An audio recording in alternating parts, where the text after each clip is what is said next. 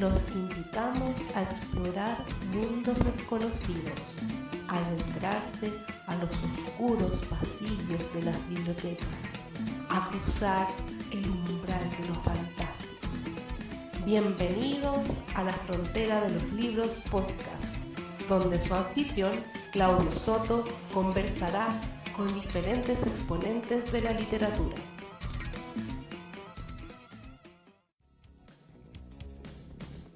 Hola y bienvenidos a un nuevo podcast de la frontera de los libros, donde el día de hoy quiero presentar una serie de entrevistas que realicé a distintas autoras de la antología Imaginarias, esta maravillosa antología Imaginarias, en realidad lo debo decir.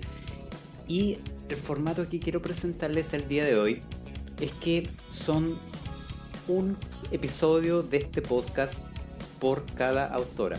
Idealmente, bueno, en sus inicios iba a ser un solo podcast entrevistando a distintas autoras, pero la verdad es que era tan entretenida las conversaciones con cada una de ellas que se fue alargando este podcast, por lo tanto era imposible meter todas las conversaciones en un solo episodio. Por lo tanto, tomamos la decisión de hacer un episodio por cada una de las autoras y nació esta maravillosa serie de entrevistas que voy a presentarles el día de hoy y que espero tener completa todas las autoras que pertenecen a esta antología para poder conversar con cada una de ellas y que no falte ninguna. Y así es que les quiero presentar el día de hoy y también, bueno, el formato para presentarles es conocer obviamente el relato con el que se presentaron para esta antología Imaginarias, pero también la idea es conocer a cada una de ellas, cómo llegó a publicar para esta antología, también sus trabajos que venían realizando, porque cada una de ellas, si bien la mayoría de ellas es en la antología de Imaginarias, es el primer relato publicado, pero siempre han escrito. Así es que aquí vamos a conocer desde sus inicios, desde cuando comenzó el amor por la literatura, cuando comenzaron a escribir, cómo fueron desarrollando la escritura, el ingreso a la Ventana del Sur, la labor que realizan cada una de ellas para la Ventana del Sur, su participación en la antología. Cada una de ellas nos va a contar de qué trata el relato con el cual fueron publicadas, y también vamos a conocer los trabajos que están realizando actualmente y espero de todo corazón que el día de mañana puedan ser publicados nuevamente, ya sea un relato, una novela, lo que sea que estén escribiendo, pero que puedan seguir siendo publicadas, porque cada una de ellas entrega una visión muy muy maravillosa sobre la fantasía chilena. Así es que, sin alargar más, vamos a continuación a la primera entrevista realizada a Ingrid Guzmán, que nos cuenta sobre todos estos temas, y la conversación fue muy muy entretenida, la pasé muy bien conversando con ella. Así es que espero que ustedes disfruten de esta serie de podcast, de esta entrevista a Ingrid Guzmán, y también les invito a que consigan el libro de la antología Imaginarias. De verdad se van a llevar una muy muy muy grata lectura leyendo este libro maravilloso. Así es que los invito a que escuchen este podcast.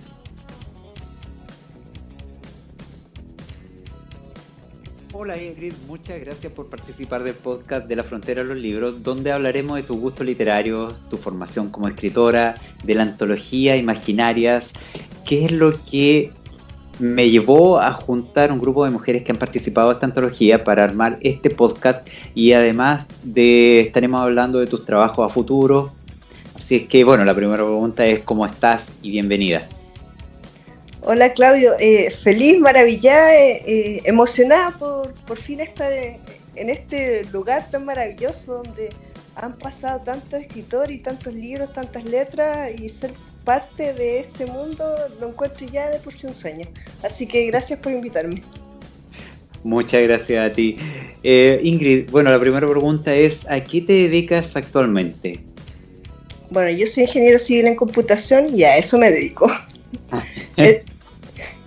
Sí, ese es mi día a día. Y también es escritora. Soy muchas cosas. Uh-huh. Claro, si ves por ahí en alguna de mis biografías, no sé dónde tengo publicado, me autodefino como ingeniera libridinosa que se dedica en el tiempo libre a pintar, fotografiar y escribir.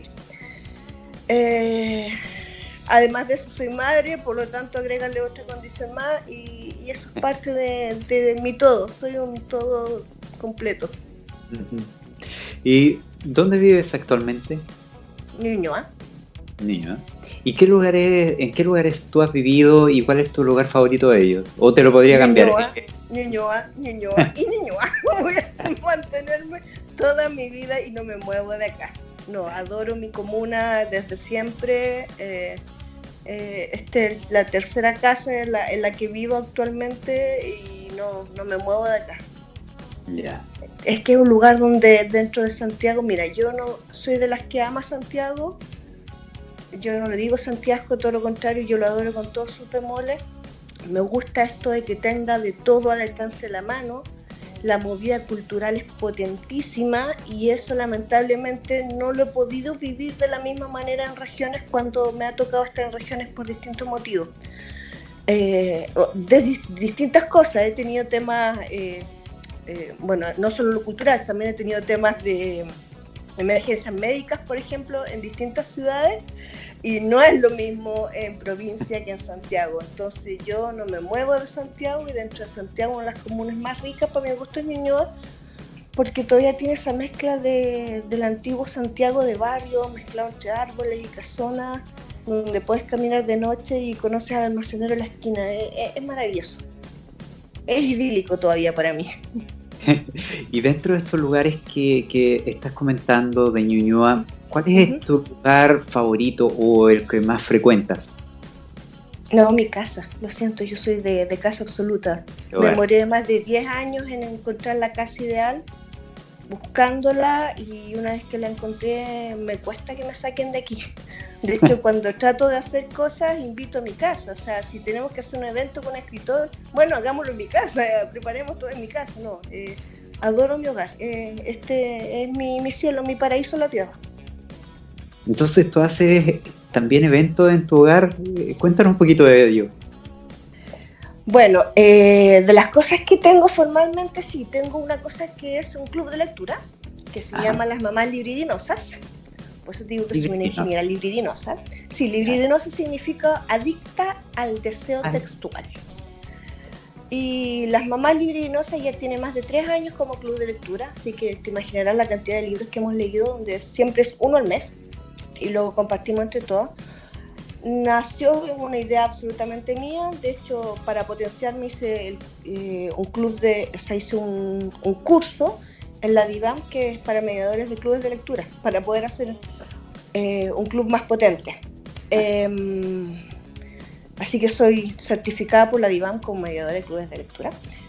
Bueno, armé este club como una iniciativa mía de refomentarme el tema literario, que bueno, siempre me ha gustado leer, eso es innegable, pero tenía ese bichito dando vuelta que lees algo y no tienes con quién compartirlo y te quedas ahí como atravesado y que quieres gritarle al mundo, ¡ay, que me gustó esto, que me emocionó y con quién lo hago! O conocer de otros escritores que tal vez nunca se me habría ocurrido si no lo converso con alguien.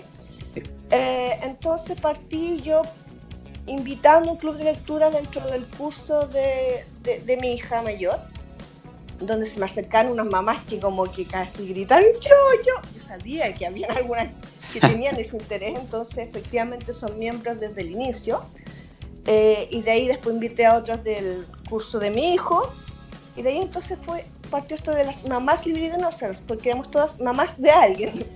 Claro.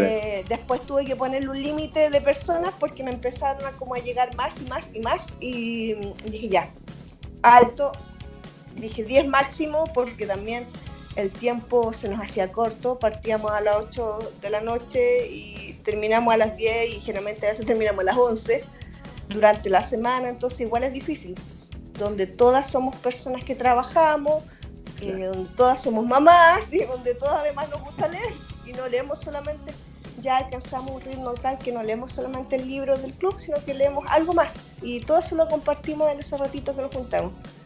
Así que eso es parte de los eventos que hago en mi casa, que son como de los habituales. Si viene algún escritor invitado a través de Lectores en Tránsito, del grupo de Facebook del cual soy gestora literaria, también tratamos de hacer algo del carácter más informal desde acá, desde mi casa, si se puede. Entonces siempre en mi casa es como el lugar porque tiene sus lugares recónditos y mágicos que invitan a la lectura, a la reflexión, a la conversación. La biblioteca de partida es maravillosa, es un lugar, insisto, mágico. Dentro de todos los lugares y rincones que tengo acá, ese es como mi biblioteca, es mi lugar mágico, ideal, y es muy difícil que me saquen de ahí. ¿Y alguna vez has contado la cantidad de libros que tienes? Sí, pero todavía no termino, es que de hecho los tengo catalogados, yo soy súper organizada en eso, soy bien cuadrada, cuando soy ingeniera. Tengo una aplicación que la tengo en el celular y uno escanea el código de barra y con eso subes el libro, y si no te lo reconoce porque es muy antiguo, bueno, se ingresa a mano. Pero voy como a 1600, pero como siempre voy comprando más y mi hija es la que me ayuda en esto y está medio atrasada, no sé cuántos son. Pero un número entre 1600 y 2000 son los que tengo. Claro. ¿Y cuándo comenzó tu gusto por la literatura? Me imagino que desde muy pequeña. ¿Por la lectura o por la escritura? Por la lectura. Desde siempre. Desde que no tenía ni conocimiento, ¿no? A mí me leían desde chica, me leían. O sea, a mí esto de las abejitas y las mariposas y todo eso me lo explicaron con un libro cuando tenía 3 años. Desde eso ya te puedo decir que me acuerdo perfectamente de un libro que me mostraron donde me explicaban esto. O sea, todo a mí me entraba por los libros desde chica. Sin embargo, en mi casa había una biblioteca, exquisita biblioteca también, donde también tenía todo catalogado, mi abuelo todo muy ordenado, los anaquiles, los libreros, todo por orden, cuál era filosofía francesa, etc. Pero no había libros de niños. Entonces yo cuando aprendí a leer a los 5 años, que fui como más o menos lenta en aprender a leer porque me gustaba que me leyeran, me leían bastante. Como vivía con mis abuelos, mi abuela me regaloneaba y me leía nomás. Bueno, leía lo que podía. Entonces yo siempre cuando cuento esto me miran como raro, me dicen, ¿cuál era tu libro favorito, niña? Bueno, a los 10 años te puse que mi libro favorito era La Odisea. Es como raro, pero es que eran los libros que había, no había libros de niña. Entonces dentro de todos los de aventura, que tampoco había muchos, los típicos, no habían por ejemplo Julio Verne ni nada de eso, todo eso lo vine a leer más tarde. Pero la Odisea me imagino que es la versión de colegio, ¿no? La versión juvenil Dickens. Sí, no la versión completa, pero aún así es maravillosa, toda la mitología griega, y entré en el mundo de la mitología y yo chiflé con eso, absolutamente. O sea, me hice después mi cuadro después empecé a leer más de mitología y me hice mis cuadros de genealogía de los dioses griegos y los romanos y los comparaba, ¿no? Jugaba mucho con eso. Qué buena, qué buena. ¿Y de esta biblioteca de tu abuelo, heredaste, ahora es parte de tu biblioteca? No, la biblioteca sigue existiendo, porque mis papás siguen viviendo ahí, así que la biblioteca sigue su propia vida. Sin embargo, como ella está llena, ha tenido la gracia de que tengo los regalos con elástico. Le sigo regalando libros a mi papá y mi papá me dice, ya, pero mejor guárdamelo en tu biblioteca. Así que ahora los libros que le regalo se vienen a mi biblioteca, así que estoy feliz. No, esa biblioteca sigue existiendo. ¿Tú podrías decir que La Odisea es un libro que te marcó como lectora de fantasía? Oh, podría ser. Fíjate que no me lo había planteado, pero sí, porque nadie me dijo qué tipo de género era ni nada. Yo simplemente lo leí, lo gocé, lo disfruté y me di cuenta que me abría a mundos que efectivamente no eran reales o que sí podían serlo. O sea, nadie me explicó si era un libro histórico o no. Claro. No lo sabía. Yo no sabía qué es lo que estaba leyendo. Yo simplemente lo estaba disfrutando. Y lo leí muchas veces y efectivamente después me da cuenta estas cosas no me cuadran. Ya, ok, la guerra de Troya sí existe, pero esta cosa de Circe no existe. Sí, efectivamente de ahí, bueno, y leer extractos de Alicia en el País de las Maravillas y cosas como esas, sí me llegaron a la fantasía, pero no es lo único que leí, o sea, leí muchas cosas también como, a ver, el retrato de Dorian Gray, por ejemplo. También lo leí de niña. O sea, no me preguntes a qué edad, pero yo sé que todas esas cosas son las que leía de niña.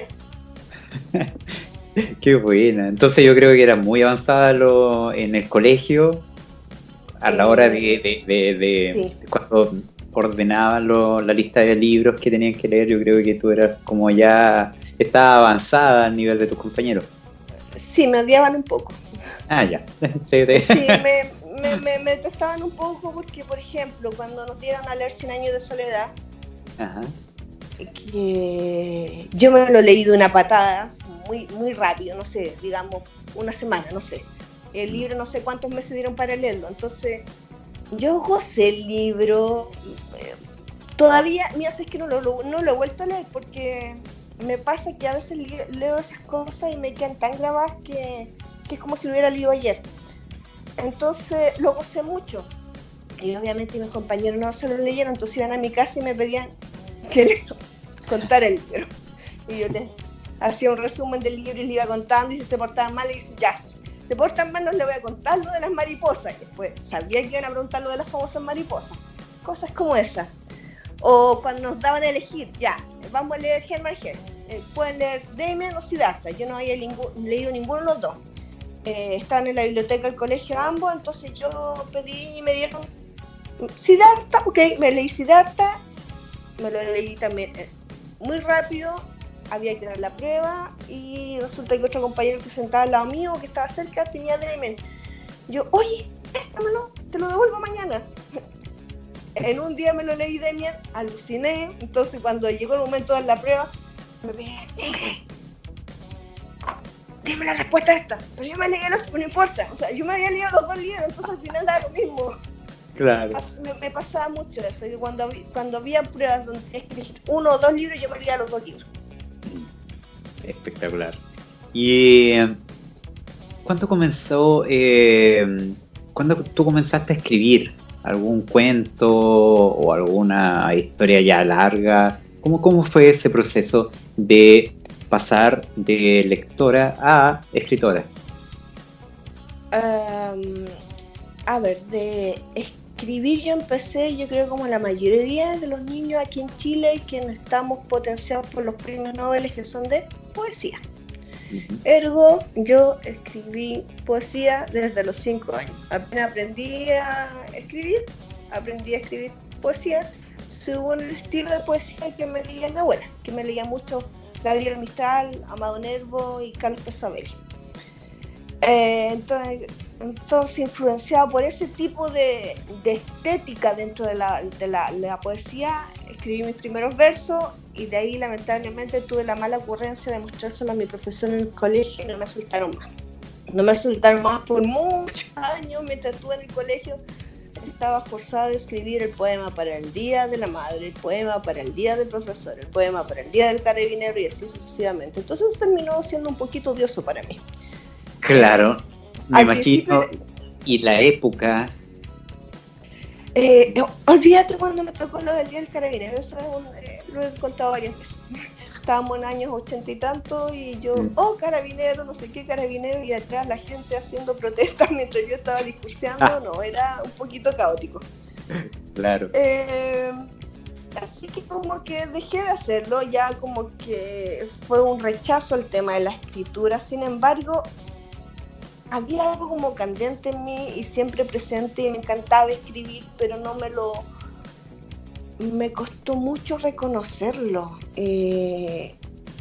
Siempre estaba escribiendo cosas sin querer. Por ejemplo, empecé un diario de vida de mi hijo cuando tuve a mi primera hija, pero lo paré por distintas circunstancias y siempre como que empezaba cosas o un cuento de mis compañeras de colegio, pero los dejaba ahí y no me di cuenta. Me costó darme cuenta y reconocer que estaba con esta cosa pendiente hasta que en algún momento cuando me vino como la crisis de los 40, pues, si hubiera sido hombre, como decía, me hubiese comprado un auto rojo convertible, Claro. yo entré en taller de escritura. Y ahí como que reconocí que tenía este gusto, que había venido escribiendo muchas cosas, pero sin un fin claro. Y gozaba mucho escribiendo. Por ejemplo, en algún momento alguien me dio de tarea por X motivo de escribir en autobiografía, me dijo, trata de escribir por lo menos unas 3 páginas, y dije, me estoy bromeando, no te voy a escribir menos de 10, y me quedé mirando con cara de interrogación, y efectivamente escribí un tremendo tratado. Entonces, cuando entré a este taller de escritura, ahí ya formalicé este gusto que tenía, esta pasión, esta pulsión por escribir, ya le di sentido. ¿Y por qué estudiaste ingeniería? Pero sí, ¿quién dijo que no gozo con la ingeniería? Y me encanta lo que hago. Bueno, cualquier persona podría decir, a alguien que le gusta tanto la escritura, porque lo lógico es que estudie algo relacionado con las artes o con literatura. Y bueno, es una pregunta que te la hago a ti porque en mi caso yo también soy ingeniero, así que yo podría responder muy parecido a ti, pero quiero escuchar tu respuesta. ¿Por qué te inclinaste por una ingeniería y no por algo relacionado con las artes? ¿Por qué te gustaba la matemática? Es que en realidad no, me gustaban muchas cosas en el colegio y ese era un problema.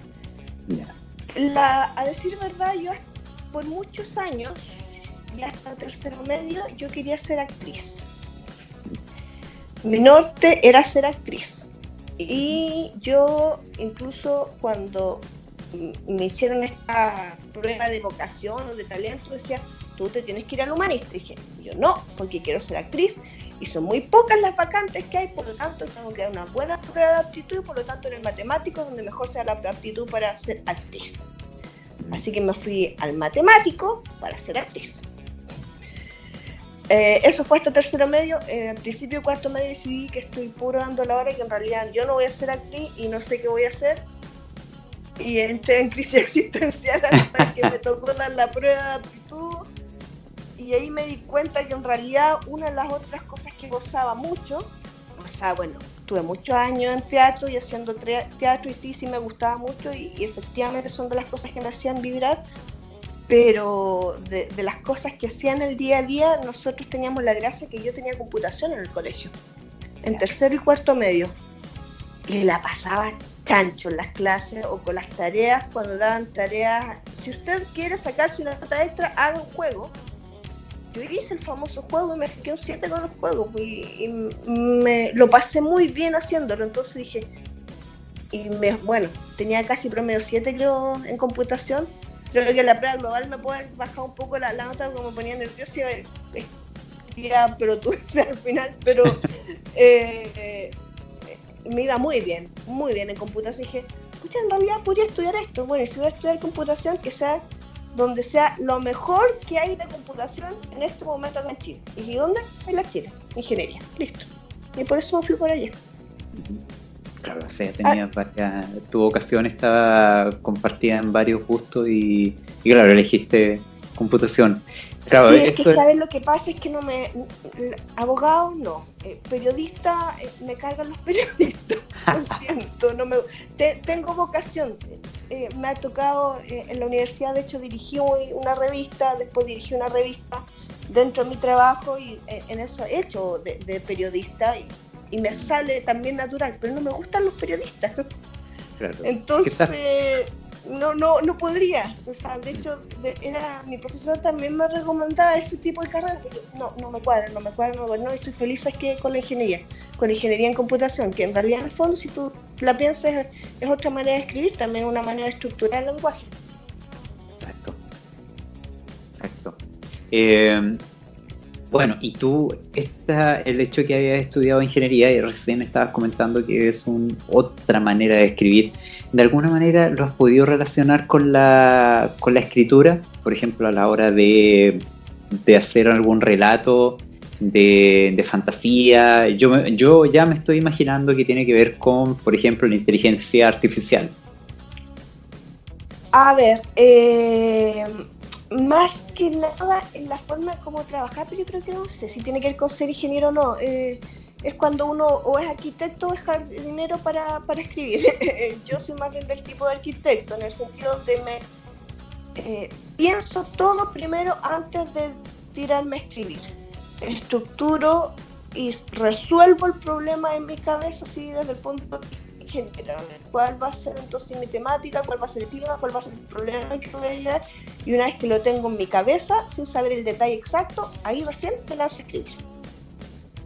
Eso es lo único que te podría decir, porque en realidad desde el punto de vista de los géneros, si bien en Imaginarias yo jugué ahora con lo de fantasía, ciencia ficción y terror, no es de lo único que escribo.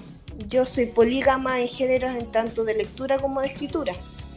Así que tengo mucho de narrativa ficcional normal, que no tiene nada que ver con la fantasía, ni la ciencia ficción, ni el terror. Y cuando sí he hecho de ciencia ficción, sí he sido súper cuadrada. En eso sí, no, ahí me sale la ingeniera hasta por los poros. Pero eso es también porque he leído mucha ciencia ficción, porque era uno de los géneros que también me gusta mucho de leer desde chica. De hecho, los primeros libros que compré, que son de regalo para mi hermana, eran la Fundación de Asimov. Ya.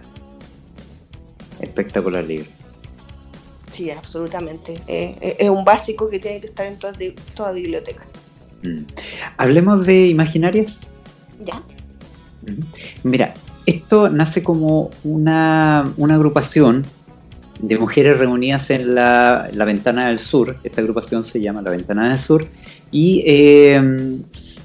de pronto esto... Quería preguntarte a ti, ¿cómo se formó? ¿Es un grupo de escritoras y de pronto deciden hacer una antología de cuentos? Porque ustedes, en realidad, bueno, la pregunta es, ¿cómo dieron el paso y por qué dieron el paso? Porque ahí hay una historia que tiene que ver con el tema de que no existía una antología por ciento de mujeres. No, esto está desde un principio diseñado así. A ver, La Ventana del Sur como agrupación existía desde un poquito tiempo antes que se diera este taller, que fue el del año pasado, se creó el año anterior. Justamente el objetivo de La Ventana del Sur es visibilizar a las escritoras de ciencia ficción, terror y horror en Chile. Como eso habían hecho un par de actividades y el año pasado se decidieron a dictar este taller abriéndolo a las escritoras de género. Hicieron la invitación y aparecimos en total 12 mujeres y desde el principio aclararon cuáles eran como parte de las reglas del juego, que cada mes íbamos a trabajar un relato dentro de los 3 géneros, bajo distintas reglas que nos iban a ir enseñando durante el taller, pero que la gracia iba a ser efectivamente al final publicar una antología. O sea, desde la primera vez quedó claro eso, porque se hizo una lectura de cuentos y cada vez que hacíamos la lectura de cuentos se elegía cuál era el mejor cuento para que posiblemente fuera parte de la antología. O sea, desde el principio estaba diseñado así, es que eso le puedes preguntar después a Soledad Cortés cómo se le ocurrió todo eso, ya que ella es la ideadora de todo esto. Así que participamos siempre sabiendo que íbamos a publicar. El que íbamos a publicar exactamente al final no lo teníamos claro. Eso fue parte del proceso que elegimos al final. Claro. Y bueno, ustedes ya comienzan a armar esta antología. Y después viene la búsqueda de una editorial. Ya, sí, pero eso sí se lo tienes que preguntar directamente a Soledad o a las otras chicas que son directamente las que conforman la Ventana del Sur, porque ellas son las que dirigen esa parte. Ahí yo soy una autora más, ¿no? Bueno, tu relato se llama Soy zurda, ¿cierto? Sí. Y relata sobre una chica que comienza a notar que su mano derecha va adquiriendo vida propia. la que comienza a hacerle daño a ella y al resto de las personas que la están rodeando. Y en definitiva esta mano que obtiene vida propia se comienza a presentar como su principal rival. Por lo tanto va a tener que combatirla.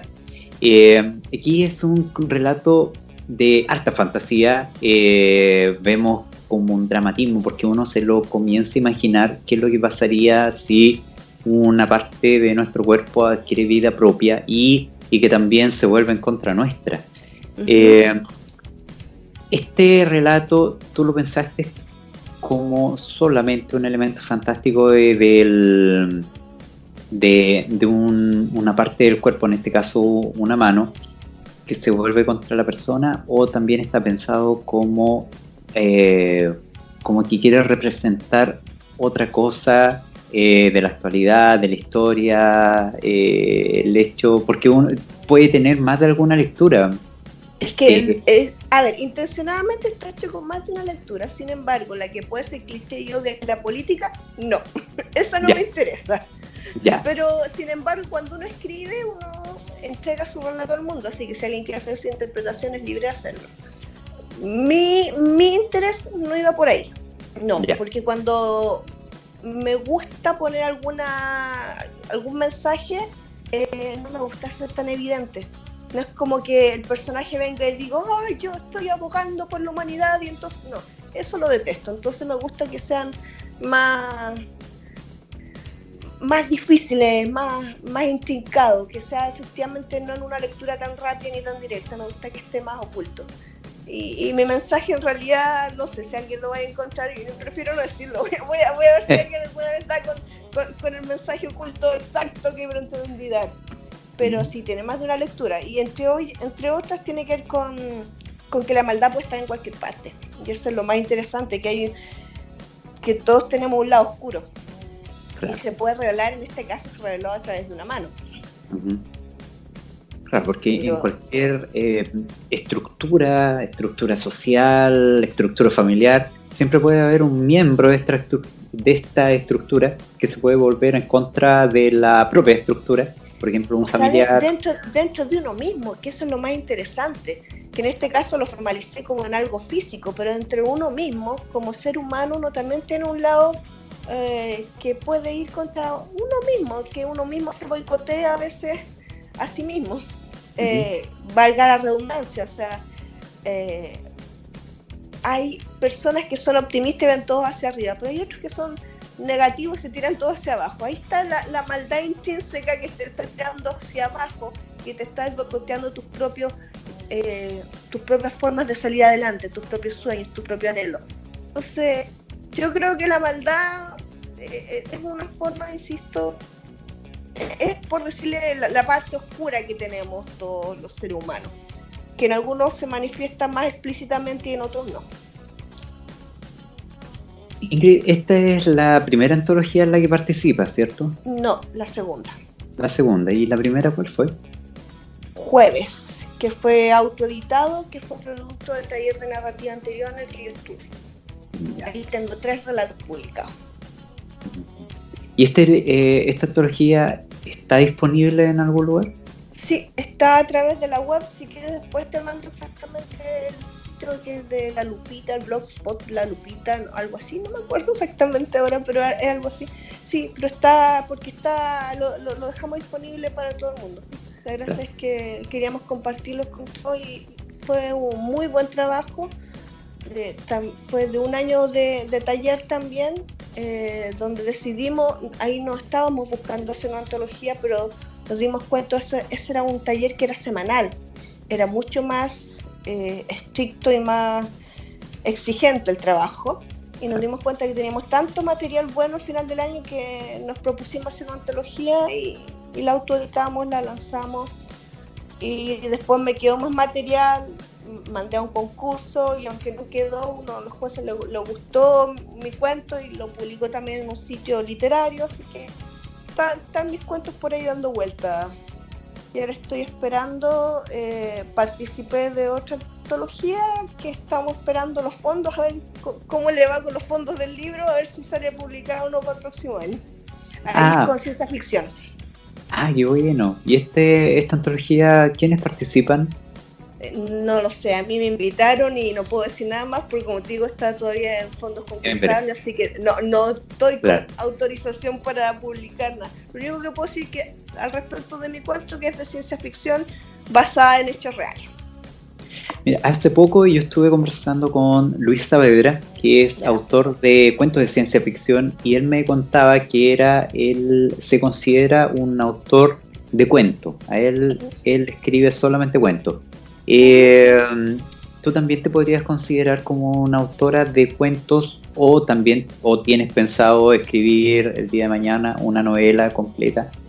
No, el día de ayer. Ya tengo una novela terminada. Tiene más de un año que está ahí en espera de corregir.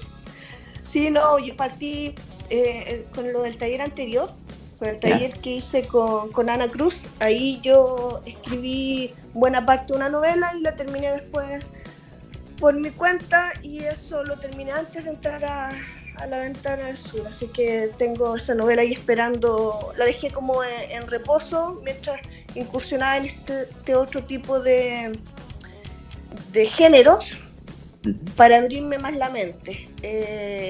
Yo creo que me aportó una de las gracias de La Ventana del Sur, que como es solamente mujeres y se generó un espacio tan exquisito y tan íntimo entre todas, donde había tanto apoyo y construcción y construcciones argumentativas en cuanto daban las críticas, que me permitió abrirme a nuevos géneros y ciertos tipos de escritura distintas, y yo creo que eso va a ser un aporte que le voy a hacer a la novela, así, en las cosas que me falta agregarle, porque la sometí a lectores beta y me dieron algunos consejos que efectivamente le tengo que agregar algunos capítulos.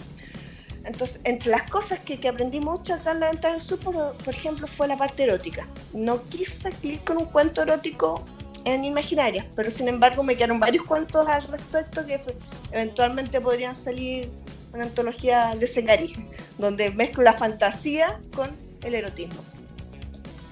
Muy bien. Y bueno, hay una cosa que la comentaste, pero no te la he preguntado muy bien. Tú eres parte de Lectores en Tránsito. Sí. ¿Cuál es tu participación en Lectores en Tránsito? Y para quienes no conozcan esta agrupación, que nos cuentes un poquitito de qué trata. Ya, Lector en Tránsito es una agrupación libre que es a través de las redes sociales, donde en Facebook es Lector en Tránsito, en Instagram es Lector Viajero. Lamentablemente por el largo no daba Lectores en Tránsito. La dueña, la idearia de esto es María Ángeles Barrera. En algún momento alguien me inscribió en este grupo de Facebook, no sé cómo llegué. Resulta que hacían comentarios de cosas del libro que me picaban la oreja y no podía, se me ardían las manos por contestar. Entonces me volví muy asidua a responder las trivias, las cosas que se comentaban, y ahí fue que conocí a María Ángeles, porque era muy común que yo contestara. Entonces finalmente ella empezó a regalar marca libro, nos juntamos, me pasó el marca libro, resultó que éramos casi vecinas. La invité a ser parte de mi club de lectura Mamás Libidinosas, y de ahí, como una cercanía más grande, empecé a apoyarla más con todos los eventos que estaba haciendo el Lector en Tránsito. Yo antes era una participante más, pero vi que empezaban a salir muchos eventos, entonces dije, ya, yo soy materia disponible, y finalmente ya. Era tanto materia disponible que me dieron un rol formal. Entonces ahora está ella como directora, estoy yo como gestora literaria, y está Angie Tirapegui como relacionadora pública. El año pasado hicimos bastantes lanzamientos literarios, donde lo principal que hacemos es apoyar a los escritores noveles acá, no solo de Chile, sino que también de Argentina o de otros países. O sea, nos vino a visitar Jerónimo García Riano, por ejemplo, de Colombia.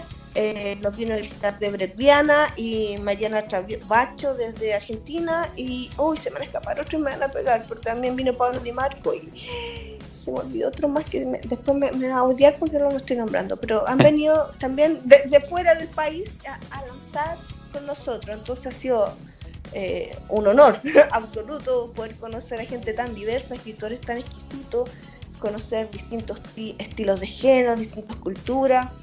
Lector en Tránsito, desde ese punto de vista, ha sido maravilloso, porque en realidad creció tanto que ahora existe Lectores en Tránsito Colombia, donde ya existe un directorio particular de gente que también hace lo mismo que nosotros que hacemos acá en Chile, pero lo hacen en Colombia, bajo el mismo grupo de Facebook, bajo el mismo alero, pero si damos cabida donde él quiera, en qué parte del mundo que esté, te estamos indicando dónde hay eventos, dónde hay talleres, qué recomendaciones para leer.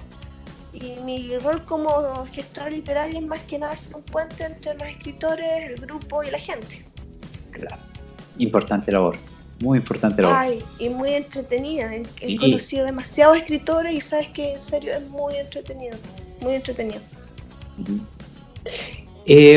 Bueno, eres participante de Lectores en Tránsito. Sí. También tienes un club de lectura. Club literario. Eres ingeniera en computación. Sí. ¿Cómo es tu rutina? ¿En qué momento tú lees? ¿En qué momento tú escribes? Yo creo que tienes que volvemos a lo mismo, de ser bastante estructurada para poder realizar todo eso y que te alcance el día. Además, eres mamá, que es una labor muy importante. Sabes que todo el mundo me pregunta lo mismo y yo creo que es aprovechar bien las horas, más que ser estructurado. No soy como otros escritores que dicen ya, de tal hora a tal hora voy a escribir. No puedo hacerlo porque nunca sabes las cosas que te van a saltar en el día a día. Si de repente que mi hijo pasa que, no sé, porque voy a poner un ejemplo súper burdo, porque le tengo que ayudar porque, no sé, hay que completar una guía y no se sabe, no sé, el teorema de Pitágoras y tengo que ayudar. Puedo decir cualquier lecera. Hasta ahí no me llegó mi hora de escribir si fuera así. Entonces, claro, no puedo estructurarme. Lo que hago es utilizar el tiempo la mejor manera posible. Por ejemplo, no me estoy yendo a la oficina en auto, me estoy yendo en metro. El ir y volverme ya me está dando unos 20, unos 40 minutos, por lo menos mínimo, entre 40 minutos y una hora de lectura simple. Sí. Sin perder ni un minuto, o sea, hago dos cosas a la vez. Me desplazo a mi trabajo y mientras tanto leo. Entonces, por eso ahora estoy leyendo bastante más que antes. Estoy ganando mucho tiempo en eso, en el rato de los desplazamientos. De hecho, o sea, yo siempre ando con un libro en la cartera, entonces cualquier tiempo muerto, como declara el resto de la gente, que es, por ejemplo, hacer una fila, que es raro que yo haga una fila porque me carga hacer trámites, pero si me toca hacer un trámite donde tengo que hacer una fila, estoy leyendo. Agarro mi librito y me pongo a leer. Pero la ley de Murphy dice que siempre cuando uno va a hacer trámite, yo siempre llevo libros para hacer trámite.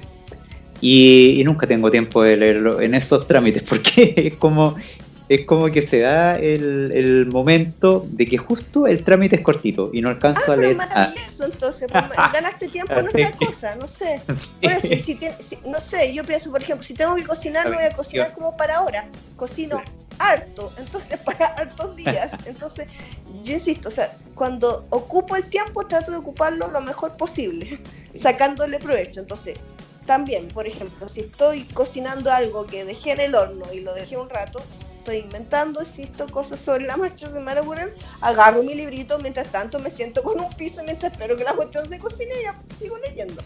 Claro. Ahora, mis ratos para escribir, contrario al resto de la gente, cuando los mejor he aprovechado es a la hora del almuerzo, cuando estoy en el trabajo.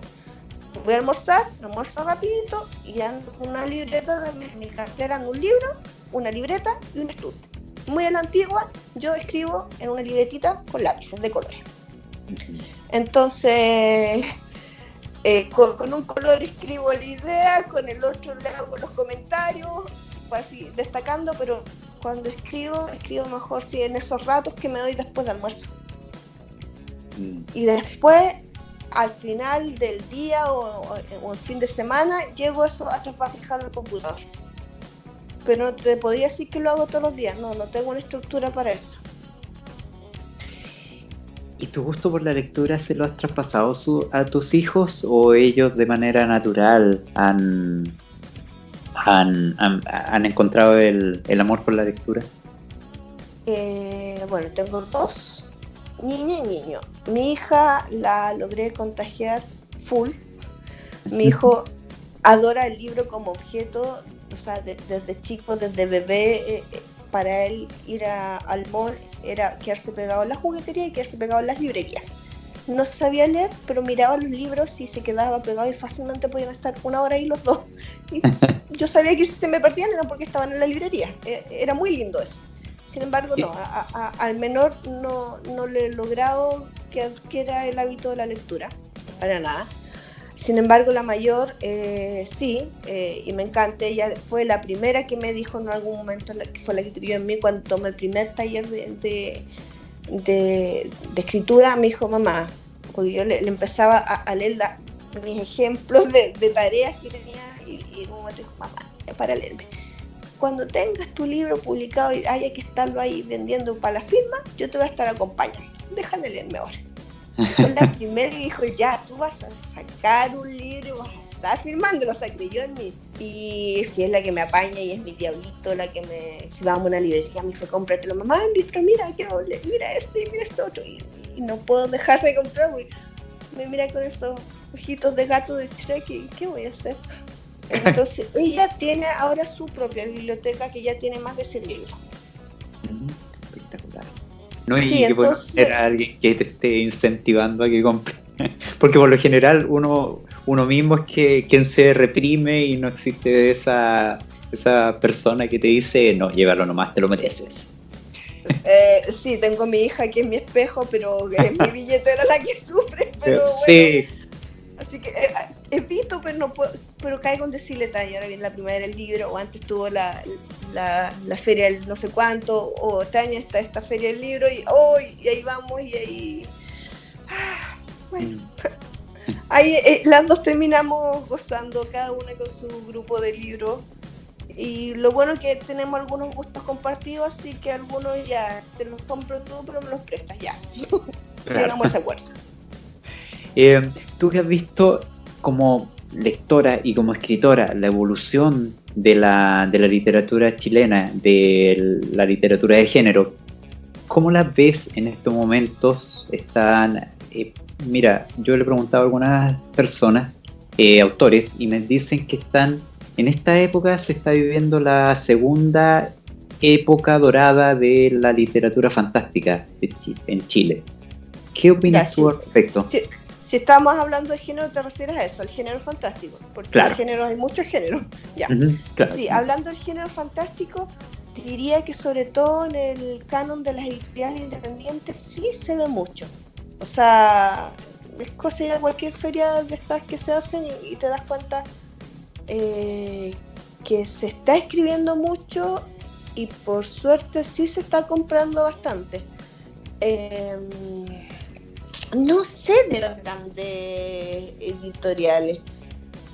Diría que según cómo le están yendo los números, se dejan llevar mucho. Yo creo que más que nada influenciados por las grandes series y las series que cargan libros, y estos te abren la posibilidad de la venta de libros similares escritos acá. Es un poquito eso, o sea, con esto de la guerra de, ¿cómo es? El Juego de Tronos, que abrió a toda la fantasía a un mundo comercial demasiado atractivo, y eso también le abrió la sede a las editoriales, y eso obviamente hace que la parte fantástica se lee, por lo tanto ya empecemos a traerle escritores de este estilo, vendamos de ese estilo. Yo creo que va un poquito aparejado por eso, que es un poco la moda del momento. ¿Y la calidad? De los chilenos, sí, hay de todo. Debo decirlo con dolor que hay de todo, pero yo creo que entre que haya nada o que haya algo más o menos, mientras sean autocríticos y se superen y vayan mejorando, bacán. Claro. Sí, es que hay harto de los chilenos que le ponen empuje y sacan libros que son bonitos y que yo sé que les cuesta y todo, pero siento que les falta más formalismo, porque lamentablemente, como en Chile los escritores, excepto contadas excepciones, no viven de la escritura, O sea, deben ser 5 en Chile que viven de la escritura, porque todos los demás tienen otra profesión y viven de esa otra profesión, y la escritura es a la que al final le tienen que delegar un segundo paso, un segundo ingreso, en realidad que es como un commodity nomás. Esos escritores lamentablemente no tienen, la mayoría de ellos, carreras ni estudios formales sobre escritura, y se nota mucho. Son muy pocos los que veo que tomen a conciencia y con autocrítica el tema de ir mejorando en serio. O sea, la parte, ni siquiera voy a hablar de la parte de ortografía ni la parte gramática, sino que va un poquito más allá de poder mirar con una observación crítica lo que escriben. O a veces incluso le hace falta tal vez una editorial o un buen editor que les diga, ¿sabes qué? Corta la mitad del libro y te queda algo decente, por ejemplo. Sí. Hay mucha editorial también que por venden así nomás sin preocuparse mayormente. Por suerte están saliendo nuevas editoriales que son bastante cuidadosas y preocupadas del detalle y aconsejan bien a sus escritores. Y a esas son a las que les estoy apostando. No voy a dar nombres para no dejar a nadie más nada de mí. Eso me lo preguntan por privado. Te quería hacer unas preguntas cortitas antes de terminar. Ya. ¿Película o un par de películas favoritas? Blade Runner y El Señor de los Anillos. ¿Música que tú escuchas y que te inspira para escribir? No escucho música. ¿Serie favorita? Tampoco veo serie. ¿Qué personaje histórico te gustaría conocer y tomarte un café? Derribando la barrera, obviamente, del tiempo e idiomático. Estoy entre Da Vinci, Shakespeare. Sócrates sería entretenido también, pues si no fuera porque era tan misógino. Uy, qué difícil. No, me voy a quedar con Da Vinci porque sabes que tiene tanto mundo por dar que... Sí. Sí, me voy a quedar con Da Vinci. Súper entretenido porque yo creo que le preguntas de cualquier cosa y te vas, pero horas y horas. Precisamente por eso, tengo el libro en la hora completa y yo creo que no importa de lo que converse con él, lo voy a disfrutar igual. Claro. ¿Cuál es tu libro más valioso? Ya sea porque por un tema afectivo o porque lo consideras una reliquia, así, un objeto de lujo que conseguiste por ahí. Ay, que no tengo solo uno, tengo varios, pero... a ver, te voy a nombrar... a ver, voy a tratar de reducirlo. Ajá. Tengo una versión preciosa de 20 poemas de amor y una canción desesperada de Neruda, que es una versión de esas como hecha a mano, litografías numeradas, con ediciones únicas. Ajá. Con las ilustraciones de Baldovino, me parece que era. No, parece de Hernán Baldovino. Un libraco que es, de 60 por 50 centímetros, una cosa enorme. Gigantes, que es como para tenerlo en un atril. Es maravilloso, o sea, como es una obra hermosísima. Y lo entretenido que esto, para que entiendas que me conocen bien mis padres, me lo regalaron cuando me titulé de ingeniero. Es lo más lógico, uno se titula de ingeniero y te dan un libro de poesía, es lo más lógico, ¿viste? Sí. Son consecuentes. Es un libraco, como digo, es hermoso, son de esas ediciones únicas y que ojalá pudiera tener los otros del estilo de colección. ¿Qué más? Uno que espero que mis papás no escuchen este programa, que me saqué de la biblioteca de allá, de la casa de mis papás, me traje la obra completa de William Shakespeare, esas ediciones antiguas Aguilar de papel de Biblia. Es hermoso, es del año de la pera, también es hermosísimo. Tengo un libro que es de 1839, que por supuesto por la vetusto que es mi joya en cuanto a libros antiguos, y es sobre el siglo de oro del teatro español, Lope de Vega y cosas así. Tengo la colección completa del Señor de los Anillos en edición de lujo, de Tolkien, en lujo. De hecho, el Hobbit lo tengo como en 4 versiones. Y mi otra joyita es el de Michael Ende, La historia sin fin. Lamentablemente no tengo la edición exacta que quiero, pero la más parecida, que es uno de mis libros favoritos también. No tiene el Aurín en la portada, pero no es el libro que tiene el dibujo de la película. No sé si me explico, porque la versión original del libro tiene que tener el Aurín afuera, y el libro en sí cumple con los requisitos de estar escrito en letras rojas y verdes. Entonces es una joyita, porque no, si tú te compras cualquiera de la librería vas a encontrar que tiene la carátula de la película nomás, y las letras son todas negras. No, tiene que cumplir con... Entonces me falta, yo creo que le voy a poner terminando haciendo yo la portada para sea. Y eso serían mis joyas. ¿Cuál es el libro que tienes actualmente en tu velador? ¿Quieres que te diga ¿O cuál? Tengo 1, 2, 3, 4, 5, 6, 7, 8, 9, 10, 11, 12, 13, 14, 15, 16.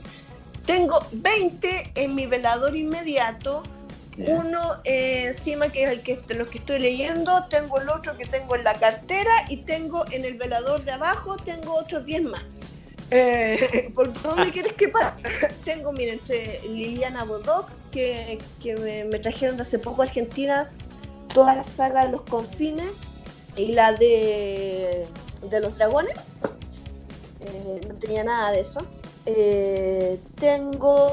tenía nada de Liliana Bodoc. Me estoy leyendo de a poco La Eva Fantástica de Marie Patricia Highsmith.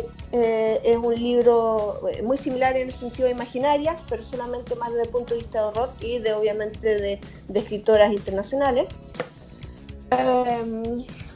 Tengo varios de escritores chilenos aquí. Por ejemplo, tengo la saga Orbe. A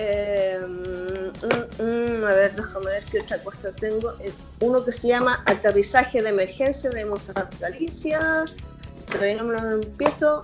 Tengo a García Márquez. Tengo El mal nuestro de cada día de Jack Kellogg de Aurea. También tengo Protección Divina. Tengo un libro de cuentos de un chileno, que es su primer libro de cuentos que lanza, también un escritor nuevo que se llama Rodrigo Barra, que se llama Algo habrán hecho, de la editorial Suramérica. Hijos de la ira, de Andrés Urrutia. El informe 5002 de Armando Roselot, de Amanda no sé cómo se dice su apellido, Taglieri, no sé, La buena educación. Tengo de Las comadres, Margot Loyola recuerda Violeta, de Julio Fernando San Martín, porque se me gusta verlo por pedacitos. Al otro lado tengo hartos Terry Pratchett.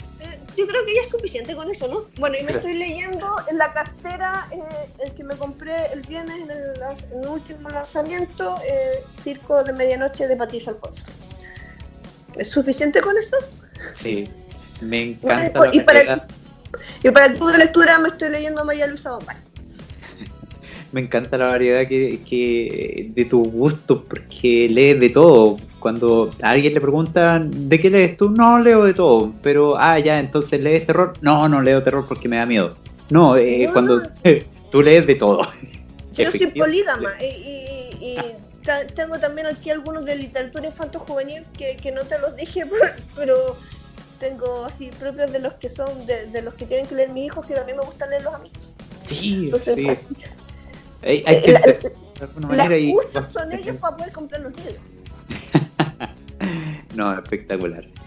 Neil Gaiman, por supuesto. Siempre tengo alguno de Neil Gaiman. Pucha, que me gusta ese escritor. Y ahora me tengo que comprar el de Neil Gaiman y Terry Pratchett. Ese sí lo hace fantástico. Bueno, algunas palabras finales que para las personas que aún no han leído Imaginarias, y también que los pudieras invitar a lectores en tránsito y que estén ya también... La Ventana del Sur. Mira, ¿sabes qué? Yo creo que lo importante es esto. A las mujeres, voy a hacer dos mensajes, pero primero a las mujeres que estén con miedo de escribir, con miedo de ser escuchadas, o que creen que no tienen un lugar donde hay cabida, donde no saben si lo que hacen es bueno o malo. Para empezar, atrévanse, no tengan miedo. Para eso está La Ventana del Sur, dentro de los cánones de ciencia ficción, fantasía y terror. ese es uno de los lugares donde las van a acoger y las van a acoger de una manera muy bella, y vienen muchas actividades a propósito al respecto también, donde se van a abrir conversatorios. Ese es uno. Lo otro, los invito a ser parte del Facebook de Lectores en Tránsito, donde también ahí los amantes de lectura de todos los géneros son bienvenidos. Ahí se van a dar cuenta que hay algunos que todos los días postean, no sé, un poema, hay otros que hablan de sus libros que son de otra índole, hay románticos. Yo chiflé con la ciencia ficción, pero ahí insisto, hay de todo, y también estamos abiertos a todo el mundo. Ahí también se habla mucho de talleres que se hacen. Entonces, lo principal, perderle el miedo a la escritura. Y desde ese punto de vista los invito, si no, quieren a través mío, yo les doy consejos por dónde meterse, por dónde empezar, dónde buscar, pero pierden el miedo, atrévanse, busquen dónde profesionalizar y aprender, porque en realidad no basta tampoco solo con tener buenas ideas, hay que saber plasmarlas de una manera que sea leíble también por otros. La escritura, la lectura son ventanas a otros universos, a otros mundos, y son universales, así que les dejo siempre esa ventanita abierta, que no la pierdan, que háganse el tiempo, lean, eso, lean. Bueno, Ingrid, te quería dar las gracias por participar. Mira, esta conversación yo no lo tenía programado más o menos cuánto iba a durar, pero se extendió de una pasada a una hora. Y no, la voy a dejar completa porque está muy interesante todo. Perdón, lo que... pero es que cuando hablamos del libro a mí me tocan el bicho y no paro. Debían era advertido. Entonces, me consume, eso sí. Claro, entonces tal como el relato que aparece en Imaginarias, que tiene varias lecturas, este podcast con la entrevista a ti también tiene varias lecturas, porque alguien que pueda estar escuchando le va a encantar por la parte como escritora, como lectora, como por los consejos que tú estabas dando. El sonido, ahí volviste, perdón. Ah, ya. Y así es que toda la entrevista completa fue muy interesante por todas las lecturas que se pueden sacar al respecto en cuanto a la escritura, a la lectura, a las agrupaciones que tú has descrito. Así es que te quiero dar las gracias por compartir toda esa información que tú manejas, toda la experiencia y todas las ganas que tú transmites para que muchas personas, muchas mujeres se atrevan a leer y a escribir. Así es que te doy las gracias, contigo partimos en esta antología de podcast para resumir un poco el trabajo de Imaginarias. Así es que te doy las gracias, Claudia. Un abrazo. No, un abrazo, espero que estemos después, en futuro ya frente a frente y podamos conversar largo y tendido. Sí, por supuesto, va a ser muy, muy entretenido si es que logramos coincidir por ahí. No, lo vamos a hacer, no te preocupes, se va a dar la ocasión. No, un placer, y como digo, para todos lean, escriban, insisto, para las mujeres la Ventana del Sur es una opción, pero existen hartas más, así que denle. Las letras son hermosas, siempre. Bueno, y para todos les dejo la invitación de que continúen escuchando este podcast, porque a continuación se viene la entrevista a otra escritora de Imaginarias.